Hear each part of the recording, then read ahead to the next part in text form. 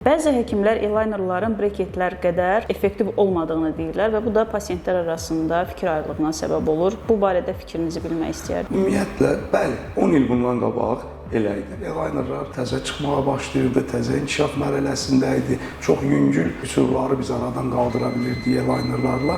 Amma hal-hazırki vəziyyətdə də biz eyelinerlarla 99% breketlə nə iş görə biliriksə görə bilirik və belə deyim sizə, bəzi кейslərdə, bəzi qüsurlarda hətta eyelinerlar daha yaxşı effektiv olur breketlərdən. Məsəl üçün, işimizi daha tez görə bilirik. Bizim bəzi həkimlərdə düzgün yanaşma deyil. Mən heç cürə tərəfdarı deyiləm. Bizim səhvəmiz pasientlər üçündür, amma biz kənara bir haşiyə çıxaq. Bizim bəzi həkimlərimiz eyelinerlarla işləmirlər və yaxud istədikləri nəticələri alamırlar deyən sosial şəbəkələrdə belə bir mövzular yaradırlar ki, bəli, breket daha belədir. Mən də breketlə işləyirəm.